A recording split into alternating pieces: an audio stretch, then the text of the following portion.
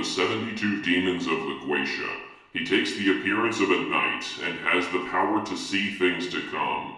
He also possesses great knowledge of many wars.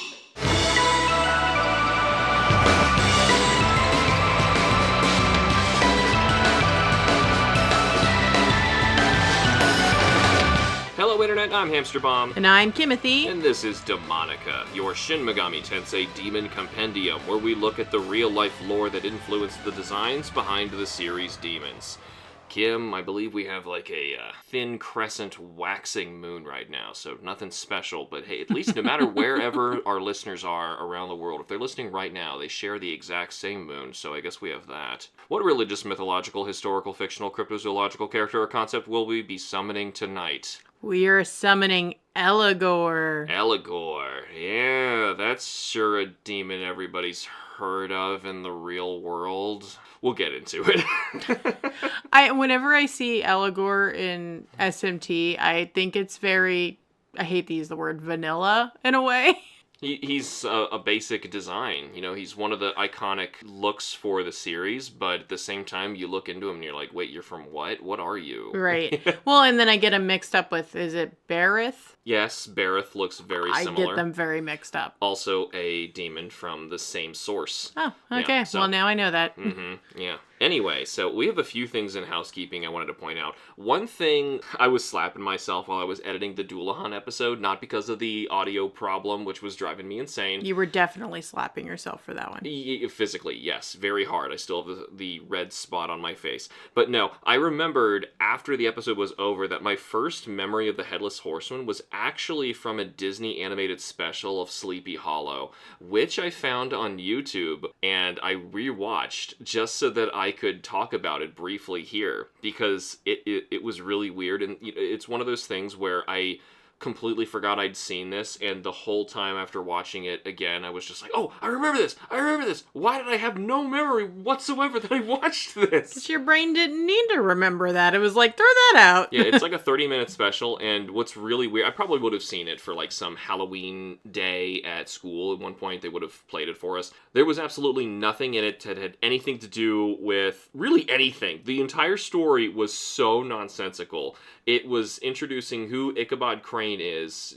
He's not a great guy. And he's like womanizing over this new woman who comes to town who's got a lot of money, and all the other jocks are after her too, and yada yada. Nothing has anything to do with what's going to happen, where he has to go home, and the last 2 minutes of this 30-minute special, where he has to go home through the woods at night, and the Headless Horseman comes after him. And you don't know what happens to him at the end, because he could have turned into a spirit, but also the narrator says, I don't know, he also could just be perfectly fine, because there was another thing that I'm glad that I watched this for. There was another thing in the lore that they didn't even talk about at all in any of the lore of the Headless Horseman that we talked about. There was like a threshold. If he made it over a certain bridge or got out of its territory, it couldn't harm him anymore. And it was also trying to get your head to replace its own. Right, because it wasn't an actual Doulahan. I think we've been through that. I know. But, like, that was a really weird thing that the Headless Horseman supposedly had, like, a territory. But anyway, that was, like, the only thing of note from this, because I'm serious, 30 minutes of complete nonsense and some sexist and bigotry stuff, because, it's old Disney. Then, all of a sudden, here's a Headless Horseman. Anyway, one other thing, and this is actually not about the Doulahan episode, this is actually about the Angel episode. I wanted to mention that while playing Rito Remastered, I realized that there was a 3D Angel design for this game, and I'm only seeing it now because there's a lot of really weird demons that don't get a chance to be in 3D, or if they have, we don't see them in this form. Like Nekomata, for example, is a really weird design in Rito Remastered, and Angel appears in Rito Remastered, and it looks like a 3D model of the Super Nintendo design, which is the only time I think I've ever seen that, unless you count SMT5 for some reason.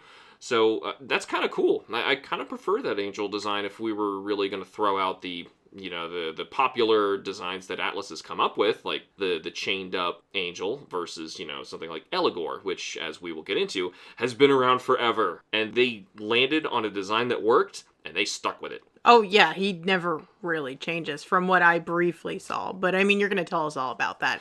I will. Now, with that out of the way, what do we first think of when we hear the name Eligor? So, for Eligor, I seriously think my first experience with him would have been Persona 5, except I kept getting him and Bareth confused in my head.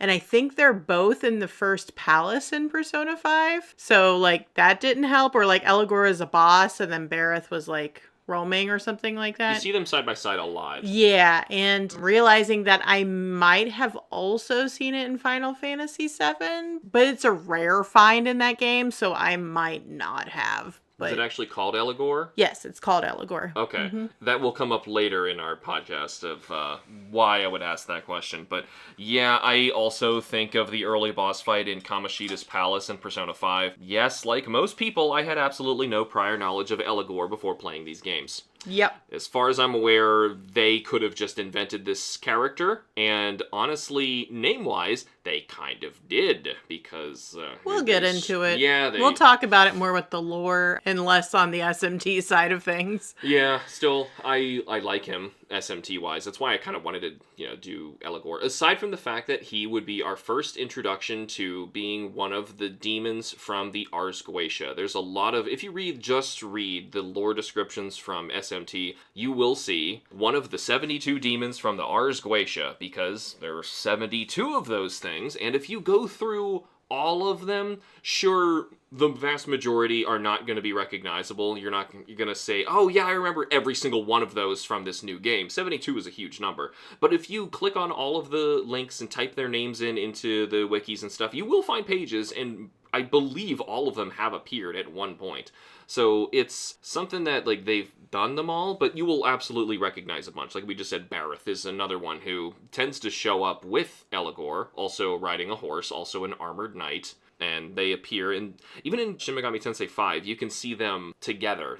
And Eligor will charge you, and a few Bareths will come after you as well. Roaming. Yeah, everything kind of roams in that. It's an I know, open, just open a field environment. of Narcissus. Yeah, Eligor is one of the most iconic designs of Atlas, based on those Ars Goetia demons, with a striking appearance and a long history of appearing in most entries. Eligor is by far our most consistent demon we have covered yet. He's generally a mid-level demon that tends to resist physical, null dark, and carry a weakness to electricity. He is always chaos aligned in some way, and takes advantage of his repertoire of various physical, fire, and sometimes force attacks. To help with those physical skills, his strength is his best stat most of the time. Kim, it is time for a special lightning round quiz question. Are you ready? Are you going to stand up and do some jumping jacks? Get ready, everybody at home. You're going to be doing the same thing. This is going to be a tough one. Will I get knocked out quickly?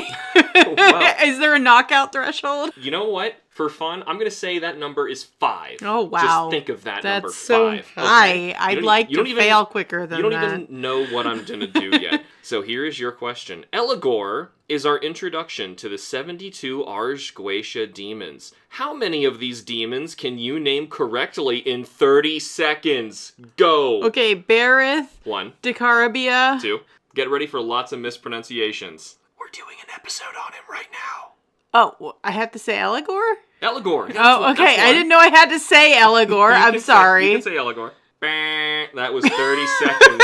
Of me in silence. I have 3. Yeah, editing time-wise, that probably didn't sound like 30 seconds, but I promise Kim had 30 to think. So you at home, if you come within that, congratulations.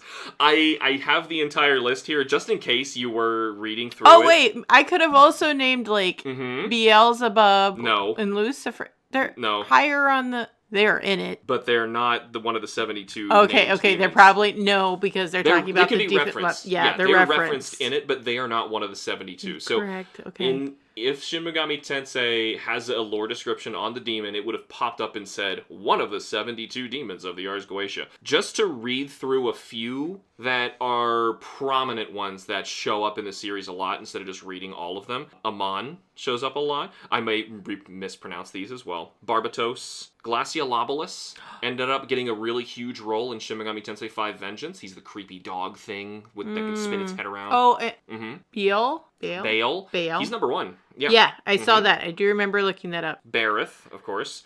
Astaroth. Fornius, first boss I in knew SMT3. Astaroth. I did. Not Fornius. No, but I said Astaroth the other night. Gap, Gaap, however that one's pronounced, is a demon in the original games. Halphus is that adorable Zorro bird. He's very cute. Bifrons, Orobus, Ose, I knew that. Andros. What about Andros? I knew Ose. Floros, Belial, and Decarabia. You did get him, so that's good. You gotta love that star. 3. You got 3, and one of them was our episode. And I definitely knew Astaroth and Ose. I thought 5 was a fair number to If I hit. would have said Astaroth and Ose, I would have been good.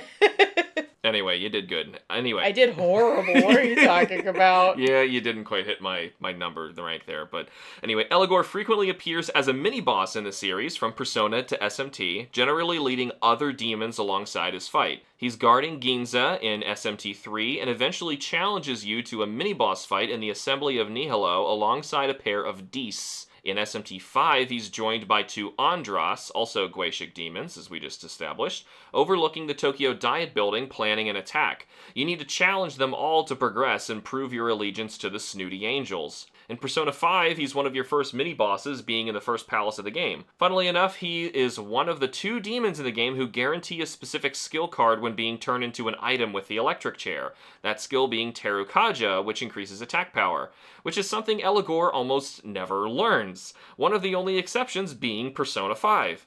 He also got a couple mini-boss encounters in Persona 5 Strikers, as well as some interesting little integrations in the Demi-Kids games. Let's move on to the design, and this is going to be cake, because Eligor is shockingly consistent with his designs. In Megami Tensei 2, Eligor looks like an armored knight with 2 large horns on his helmet. His armor is purple, and he wields a scythe. In his other arm is a large ornate shield. After that, in Shin Megami Tensei 2, we get the Eligor design that we all know and recognize today. Now Eligor's armor is red. He now rides a dark gray horse with a flowing white mane. Eligor now has a flowing yellow cape, and lastly, his scythe has become a spear. This sprite is one of my favorites in the game, and if you couldn't tell from the perlers I've made from this game, I love the Super Famicom art for this series a lot.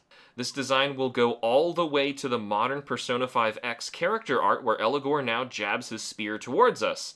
I'm actually not a huge fan of this art, since it reminds me of that era of ugly Pokemon cards where they just zoomed in on the faces for the art, if you know what I'm talking about. You mean the current era of Pokemon cards? I don't know if they're still doing that. It hasn't ended. It was like a thing 15 years ago. That's probably not a thing anymore. I don't know. They were really ugly. It was just like a face. I can imagine like a Pokemon that you want to see the whole body for, like a Meganium, and it was just like this green head was all your art You always was. gotta bring my prime card Meganium into this, don't such you? An ugly card.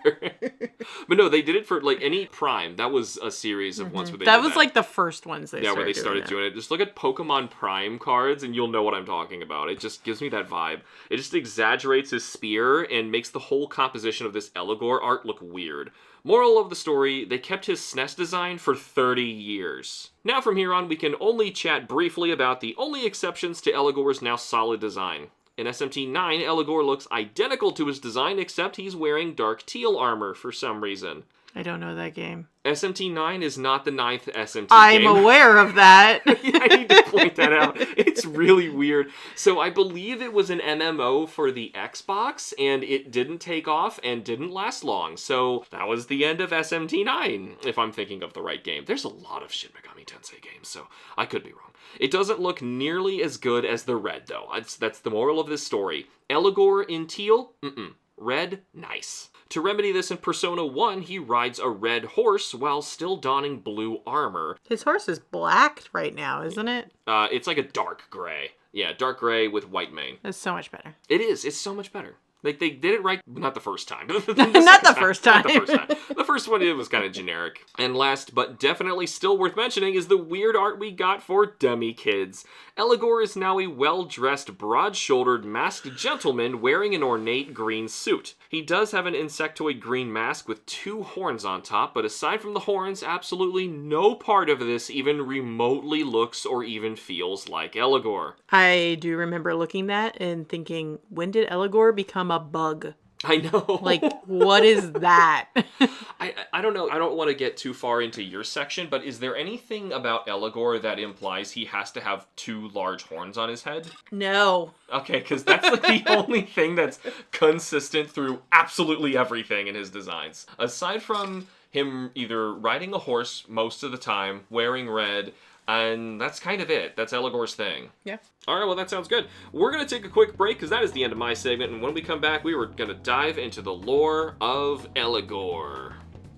Did you know we have an Etsy shop where we make handmade perler bead art of classic video game sprites, including Shin Megami Tensei demons? If you want one for your collection, head over to HamsterBombStudios.etsy.com, and just for our podcast listeners, use the code Demonica10 for 10% off your order. We do commissions. And we're back with more Demonica. Now, it is time to ask the question, Kim, who or what the heck is Eligor? Well, we can't even talk about Eligor yet. Okay. I'm sorry. Who or what is the Ars Goetia? There we go. Thank you. So before we get in too deep with Eligor, we do need to go back and we need to talk about Ars Goetia, because that's already come up multiple times, and I feel like we need to figure out what that is. I knew that I was going to get in trouble if I even tried to look into this, because this is totally your segment. Yes. Mm-hmm. The Ars Goetia is one of 5 books in the Lesser Key of Solomon grimoire. The grimoire was written anonymously in approximately 1640, compiling text from several older documents based on the text from the Testament of Solomon, which is not regarded as canonical texts by the Jews and the Christians. Oh, good, because I know there's a lot of silly stuff in there, like supposedly King Solomon would summon these demons and angels to help him build his temple. Like, the actual Solomon's temple was built by demons and angels that were slaves to him. I didn't go that far into reading yet. I was just trying to get the base of what it is now. Oh, okay. So. This is my base knowledge of what I Oh, okay. know. I feel like every single time we talk about a demon from the Ars Goetia, I'm just going to bring in more random facts about it, and we'll slowly learn more about it over time. Because we are planning on another one through our little alphabet tour. So just a little tease. This is not going to be the end of the Ars Goetia talk, even for the immediate future. We have a lot to say about this book. Yep. And of course, Ars Goetia is not English. No, you can find English versions of the book online, like on Amazon. There is an illustrated one that I would like to get, because of course I want to see pictures of what it's determining that these creatures look like, because I'm reading it for the connections that we can make to a show like this, and because I'm interested in Shin Megami Tensei, and seeing what creatures like Eligor supposedly look like, and how are you supposed to summon them, and what kind of things do they do, and, you know, yeah, I know it's all made up, but I want to know. It's the ancient made up. We like that. Yeah. Well, ancient, you say, compiled in the 1600s? That's when it was compiled, yes. Okay, okay. So it's we'll like get into that. Yeah. We'll get into a little bit more about the timeline. But first, let's go over. So Ars Goetia exactly translates to the art of evocation. Okay, that checks out. So that brings us to our pop quiz time. Already? Oh my goodness, okay. We know the Ars Goetia is one of 5 books in the Lesser Key of Solomon. Which of these is not included in that grimoire? Okay. Oh no. We have the Ars Paulina, the Ars Gratia Artis, and the Ars Notoria. I'm gonna go with the third one, Notoria? Nope, Ooh, wrong. Darn it. It's A, isn't it? The first one? Nope, it's... Oh, gosh. It's the Ars Gratia Artis, which just translates to art for the sake of art. Just... The way that you said it made it sound so authentic. I was like, that absolutely has I to said be it in very there. poorly, too. No, I just looked up a random Latin phrase that sounded good. You double got me. There were only 3 options, and I got it on my third choice. That was pathetic. So the Ars Paulina, you know, I'm not gonna just tell you the names and not tell you what they are. Yeah, what are these? So the Ars Paulina translates to the art of Paul, explains the angels of the hours of day and night, and the angels of the zodiac signs. Oh, we have angels for those things? We have an angel for 7 p.m.? Correct. Do we have an angel for Taco Tuesday? Yes. I hope so. Ars Notoria translates to the notary art, And this shows practitioners how to enhance mental faculties, communicate with angels, and master earthly and celestial knowledge through ritualistic practices. That sure sounds like it should be included with the lesser key. It is. Oh, never mind. That's the one that I got wrong? Yeah. Oh. I told you the one you got wrong just means art for the sake of art. I just told you the two that are included in it.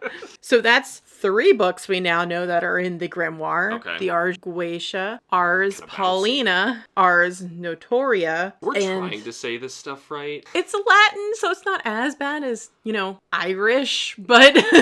Yeah, I looked at Goetia, and me being from Cincinnati wanted to say Geta. I now know how to spell Goetia correctly every time now. So the Ars Goetia, which lists 72 demons, it ranks them, describes what each are and how to summon them. Like we just went over the Ars Notoria, the Ars Paulina. There's also Ars Tierja Goetia. Ooh, rolls right off the tongue, huh? Which roughly translates to the art of divine works and magic, and it describes aerial spirits, both good and bad, and how they tie to the compass points and can reveal hidden knowledge and perform tasks related to the elements.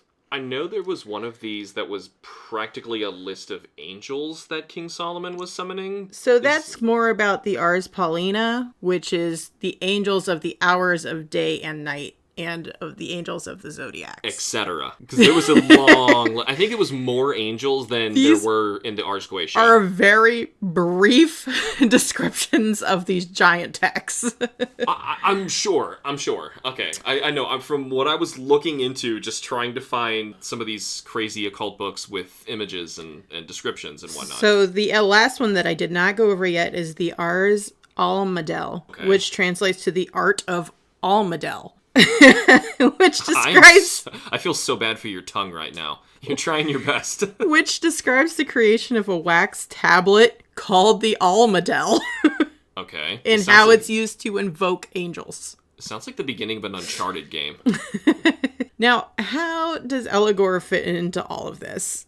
Yes. Eligor is the 15th demon / spirit, because they kind of go back and forth how they're referred to. In the Ars... It's a translation, so the word probably was the same. I right? believe so. With Eligor being the 15th spirit or demon in the Ars Goetia, he's called the Grand Duke of Hell and commands 60 legions of demons. He's often related to powers involving love, war, and influence. And by legion, we're not talking about the amalgamation slime. We're not talking about the thing from the Bible. the thing. Well, even the thing from the Bible, that's what the demon in SMT is referring to, is we are legion. We are but legion. It took it quite literally and made a legion, a bunch of heads with little penises sticking out or something like that. So a legion being, it's like 2,000 men or something like that? Okay, a Roman legion is somewhere between 3,000 and 6,000 soldiers. So I'm assuming it's not a literal soldier. And how many does Eligor? 60 legions. That could be upwards of 36,000 demons. So or you know soldiers.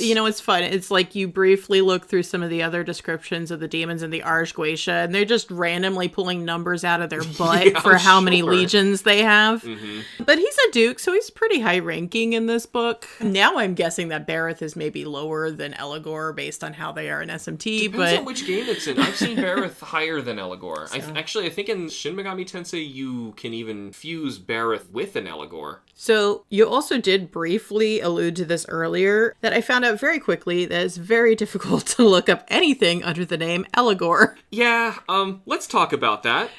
So his more commonly referred to name is either Eligos or Abigor. I've not seen that one. I definitely saw Eligos, and because the list that I was referencing for your quiz question says Eligos. Yes. And I was like, oh dear, how many of these other demons on this list I probably do recognize, but their name is spelled differently, or for some reason, likely it being translated to other languages, and, then being maybe more properly translated by dedicated people who are giving me a more accurate list of an Ars Goetia demon name. That's correct, and in Japan, they were sticking by their original translation to be consistent. Who knows what happened? Well, they really ran into the ground with it over in Japan, because if you type in Eligor, you're going to get all of the video game referenced ones. Japanese games. Japanese games. It's always Eligor.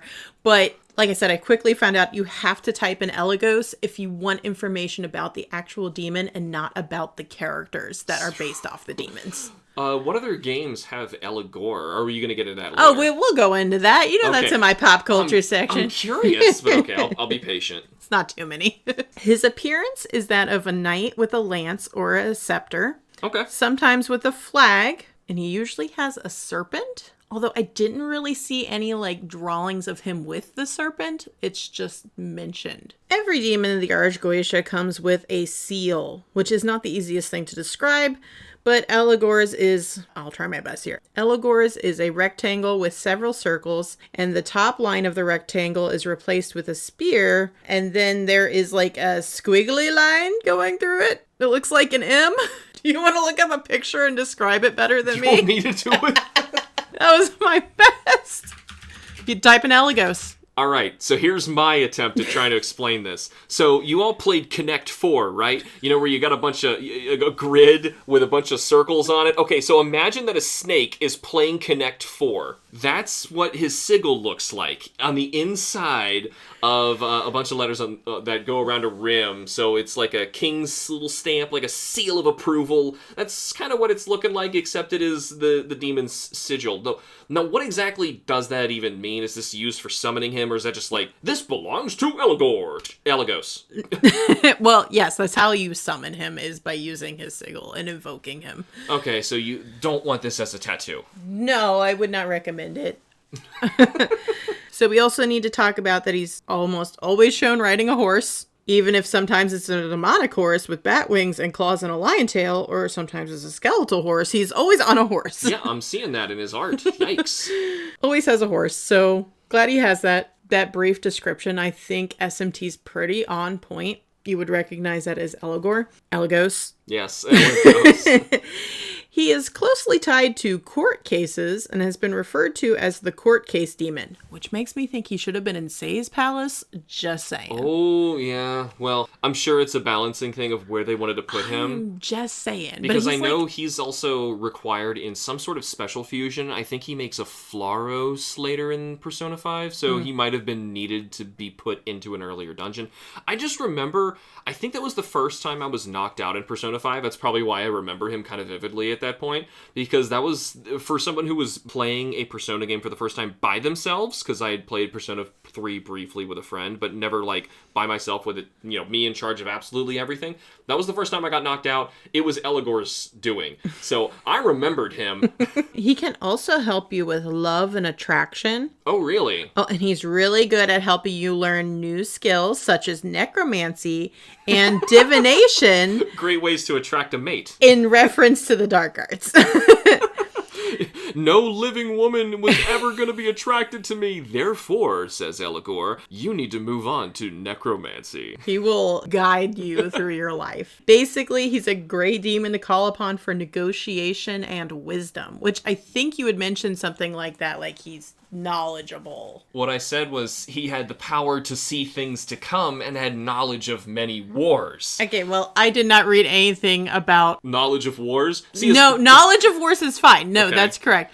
I did power to see things to come. Yes, correct. Like, okay. I did not read anything about that. He has wisdom he can impart. Oh, see, as far as I was concerned, he just likes to listen to Dan Carlin's hardcore history, and he is a whiz at telling you about all sorts of old wars. That sounds correct. That's his thing. He's just like a nut, loves playing Risk with his buddies, Decarabia and Andros. They all get together on the weekends and roll some dice. You roll dice in Risk, right? They don't have to roll dice. They got over 60 legions. They just play this real. They just play it for real. Yeah, right. So, still to this day, he is summoned by witches and help for various affairs, like I mentioned above. Literal affairs, or you mean jobs? Because you said he was related to romance. So. I mean, yeah. I mean... Oh, okay. There were a lot of things in his page about, like, summoning him for court cases. That's, like, the big thing people like to use him for as a demon, apparently. It came up a lot. Because he has a way with words, and he can get you out of anything. He's very wise in his days. I see. So I believe that all the demons in the Ars Goetia can be summoned following the instructions and teaching in the text. first. So everything in there describes how you Supposedly. summon them and all of this. Yes. Well, and then I end up going to like this Black Witch Coven page, not using incognito mode again. Oh my gosh, what are you gonna learn? Asking me if I wanted to subscribe to their coven. You didn't say yes, did you? I mean, maybe. No! Oh, you probably used my email. This was my computer you did this on. So I was just like briefly looking through. He's like got all these other things related to him. Like you got to use like jasmine scented candles, that it's best to try to summon him on a Thursday. He won't show up if you don't have his favorite scents. His favorite colors are like green or something. I loved that there was just like this list of, it was like a dating profile for Eligor on this website. Swipe left for Eligor. So now we have all this information about what Eligor is in relation to the Ars Goetia. We Okay. also now have all this information about what the Ars Goetia is. And that's all that it says. Because I'm pretty sure, from my understanding, the Ars Goetia has like a page per demon, and it's not a lot of content. It's even the illustrated one, like here's a picture, here's the signal, and here is a half of a paragraph or two that says what this demon does, and that's it. Yeah. Oh! Now I got plenty more content. Don't worry. I Okay. can keep going. Okay. So we've talked a lot about the books. Know the origin now from the Ars Goetia. So let's get more into the timing of those writings and see how old he actually is. Because, it's been like my favorite thing right now is figuring out. Get a timeline of these things. Yeah. So some scholars have traced Eligor back to 2100 BC. By tying him to the guardian in the Epic of Gilgamesh called Huwawa, which is from ancient Mesopotamia. So this is another name he could have been going by. There's a lot more evidence than that supporting this theory, and it all sounded very smart, but I didn't want to read you guys a book. So he is potentially this guardian from the Epic of Gilgamesh called Huwawa. Or I think the other name is Hubaba. And eventually it just gets meshed with other religions over times and fused and eventually becomes Eligos. I see. So, for the sake of consistency in the episode here, we're cutting out a lot of meat and just putting our faith in researchers who know a lot more about this than we do, Right. and just saying, okay, this is most likely the same entity character that was passed on through time and had its name changed. It's not the first time this has happened in this show. I In mean, fact, it this happens just almost every happened time. this just happened last week when we did Doulahan. Yeah, Going back to Crom Dove, you're right. It seems like it's probably going to happen a lot with these demons in the Ars Goetia because they're not just pulling them out of thin air. They're coming from something. That's cool, because I So- thought they were all just made up on the spot to make a book. I mean, I can definitely give you the resources if you want to learn more about Huwawa and all of that information. But, he's a strong, powerful warrior knight. So, Who rides on a horse with a spear. yeah, more than likely. I Okay. don't know if I read that far into it, but That's what warrior knights do. I was like, I will just put my faith in the scholars. They sound like they've got all the information. And, there's a lot of stories and stuff about like how he worked with Gilgamesh and like was a guardian of a forest and things like that. And then That doesn't sound too evil. no, I mean, nowadays I think he's more on the evil side, but he's associated with power, love, and like wisdom. So it's not evil, I guess. So you might argue he shouldn't be chaos aligned, because he was really consistently chaos aligned. I feel like he's chaos aligned though, just now being a demon in the Ars Goetia. I feel like that makes him chaos aligned. Yeah.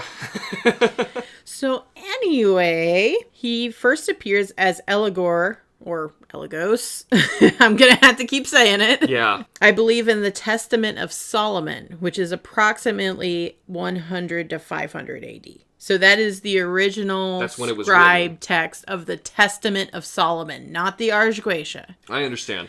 That's when the Testament of Solomon's written. When was King Solomon doing his duty? I would assume around that same time because think that's so. give or take 100 or so years. Yeah, didn't think so. So supposedly King Solomon was alive sometime in the 10th century, so like around 970 to 931 BCE, according to Google AI right now. Okay, well then So- you give or take a few hundred years forward, Few hundred? You said it was written like 100? 100 to 500. Whoa! Ooh, it's a long time. All right, so this is like the grandchild's grandchild's grandchild's grandchild's grandchild's grandchild writing this book? Right, so like I just liked that I found the information was like approximately 100 to 500. Like that's a short amount of time for some reason. Even still, nobody alive would have even known the grandparent, the great-grandparent even, No. who would have had a first-hand account of maybe the oral tradition of what had happened. So this is something that is long lost. And if this is the first time they're putting pen to paper or ink to quill to papyrus or whatever they were doing at the time to try to write this for the first time, there is some serious information that's being missing here. So this is something that I'm assuming King Solomon was hoping nobody was ever going to be able to Fact check him. Oh yeah, I had my entire temple built by demons that I summoned myself. But you know the real answer? Slaves. No, it's in the BC. It was slaves. So he is also mentioned in another book before the Ars Goetia in Eligor? Yes, Really? in 1577. Okay. And then the Ars Goetia is compiled and written anonymously in approximately 1640. And the most recent printing was in 2007, which looks like it was just reiterating the same information, but wasn't exactly compiling it like the Ars Goetia. So I think it was just like a list of magic and demons. Okay, and he just shows up in it as an example. Okay. So, and he appears in a few other texts in those time gaps between 1640 to 2007. He appears a few other times as like a prominent figure in a few books. And I guess technically, if they're still reprinting the Epic of Gilgamesh, he would also be in that. Sure, but they're also making new Shin Megami Tensei games, and it seems like he's more prominently in that than anything else. Well, so basically, if you see another name, Huwawa, and now it looks like Eligor. How do you spell Huwawa? Huwawa. All right, so I just wanted to check really quick and see if either Huwawa or Humbaba was already an SMT demon, and Humbaba is. Seems to be in Persona Q2, and then, of course, Devil Children Demi-Kids, because, man, everything is, I swear. What does it look like? That's hard to describe. I don't even know what I'm looking at here. I'm going to say a Yu-Gi-Oh monster that is black and white and lime green. Could also, if you've seen the Pokemon Ultra Beasts where they look ridiculous and don't look like Pokemon at all, it looks like one of those more than it does look so like you don't know what you're looking at. Yeah, I don't know what I'm looking at. It has 2 legs, 2 arms, a head, and I think tails, but it's like Gurren Lagann got a face on its chest, and it is super swole. Yeah. Super Swole makes sense if it's from a guardian from the Epic of Gilgamesh. It's supposed to be like a great warrior. But it could just be Eligor before Eligor. Yeah, it seems to be taking the Eligor idea and just completely splitting it into 2 demons. So they were probably trying to take that original character and have it be its own thing, and then Eligor clearly became the favorite child of the 2 and got in pretty much everything else. The newest SMT child, to Persona. okay? Yeah, he was in it all. So, what's Eligor up to today? We always gotta talk about the gaming situation, obviously, in SMT. Yeah. Really, it's Final Fantasy and Castlevania. The usual suspects for, I feel like, every single episode. Like, I feel like every time we talk about a demon, I should just say, Now, here's how Final Fantasy messed it up. Right, here's how Final Fantasy messed it up. Have you seen it in Final Fantasy? It's like a... Sorry, we just had to run through our house really quick because we had some really loud noise, and it sounded like either somebody was in here, something huge fell over and might have woken up the baby, or there was a demon that we just accidentally summoned. It was running through the house. So, turned out it was none of those things. Somehow our daughter's water bottle fell over, and she didn't wake up. So, anyway, that's good. No Eligor. I just want everybody to know we searched the entirety of our house before we came to the conclusion that it was her water bottle. Yes, and we every floor. physically went into her room and looked around more. So we were talking about Final Fantasy and Castlevania, almost always in there. And Eligor in Final Fantasy VII is like this weird skeleton horse chariot combined together. I don't know, it's like more of like a Grim Reaper looking thing, but it has a horse and it has a demon.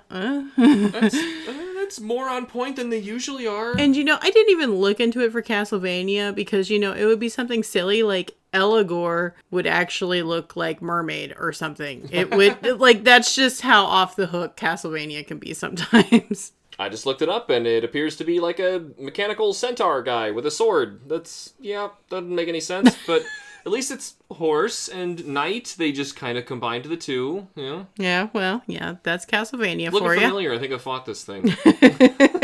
So it's really the only two prominent video games that he's from.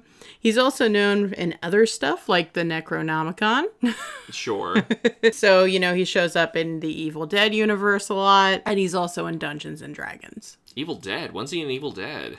Not the original one. I think it's like their new revamp of the series, or it's like Ash versus the Evil Dead or something like that. So something I'm not familiar with. I know the original three movies. That's about it. And like I said, he's also in Dungeons and Dragons. Everything is theoretically in Dungeons and Dragons. You mean like he's officially in Dungeons and Dragons? Yes, he's an official character in Dungeons and Owlbear, Dragons. except Eligor. Correct. And as I mentioned before, he's still used today by witches and other occult practices, so he is not forgotten. And I was surprised that when it came to art, there weren't that many old paintings and drawings. There's literally like 2. It's like the one. Yeah, I've only seen the one. Most of the paintings and drawings are like modern day paintings people have done, or digital paintings, if any. And, you know, overall, I think he's a pretty important high-ranking demon. Considering his ranking in hell, he is a duke. I don't really know where that lands him on the scale of things. And how many dukes are there? Yeah, and if they're all just considered dukes. I don't know what the acreage of hell is like, or, you know, how many dukes we have to divvy up. So that kind of doesn't mean much. And overall, you know, SMT's designs and like what they have him doing, like, it just doesn't seem too offensive to the original lore, which is surprising to me. Yeah, he seems pretty spot on. Like, they got it early, they got a design that looks cool, looks very, I don't want to say super Atlas, anymore. Modern Atlas has a distinct look, which is great. I really should start going out of my way to learn the artists' names and figure out whose design is what, because I know, like, the very recognizable Persona artist had recently left the series. I'm not remembering exactly when he stopped, but I remember reading recently that he had left, and, like, see, once again, like, I'm not having these people's names off the top of my head, but I'm sure if I did, I'd be like, yes, okay, that person who did Eligor, and then we're sticking with that design because it's great and it looks great. But there's also a lot of new stuff that looks really great. Like I mentioned, Glaciolopolis, that's a newer design, and it looks new and it looks great. It looks so creepy. It is creepy. I like it. They did add a lot of creepy ones, I feel like, in SMT5. Yeah, now I'm just thinking of this boss fight in Order of Ecclesia that I didn't realize I was fighting Eligor. Why would I think that it looks like that? Well, now I almost want to go back and look at all the other SMT demons we've gone over and look at what they look like in Castlevania. Because I always know they're going to be really wrong. Yeah, oh yeah, and I've probably played it too. I've played a lot of Castlevania games. Like what, Frankenstein and Flea Man, isn't that one too? Oh gosh, there's a lot of weird Medusa stuff. Heads is just...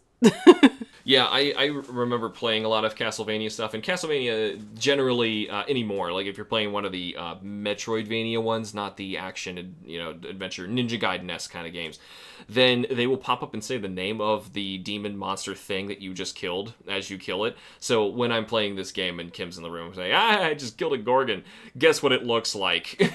That was the long-running joke for a while. It was the gag. Which it's funny because it's like Final Fantasies is usually so off. I just consider them appropriating the name. Yeah, the name. But it's like Castlevania's like trying, I feel like, or like making, I don't know, there's something more wrong about whatever Castlevania is doing. Yeah, it's like it knew just enough right information to make a completely incorrect thing. Yeah. Versus, like, it took the name and it just created whatever it felt like, which is what Final Fantasy does. And I feel like what we're finding so far with SMT is they're not horribly off usually. They seem like they've done their research when they come up with their designs. Yes. Oh, yes, they do. In fact, we're really going to get into that in the next episode. It's like, lovely segue, because I'm excited about this next one, another new design. I know also nothing about this next one. I went into this knowing nothing about Eligor as well, and now I think he's kind of cool. I mean, you knew Eligor from the games, but... Yeah, and I thought he was lame. This next one, you don't even know who it is at all. Yeah, no. I have no idea. Yeah, a little thing to chew on for a week. Be sure to tune into the next episode where we will summon a new demon that begins with the letter F. Let us know what your favorite demon that begins with F is and what you thought of this episode. We would love to hear from you. You can find me online at HamsterBomb on YouTube, where I host a long list of Let's Plays, reviews, and live streams. Thank you all so much for listening. Take care not to let the demons possess you while you sleep. And we will see you all in the next episode. Bye-bye.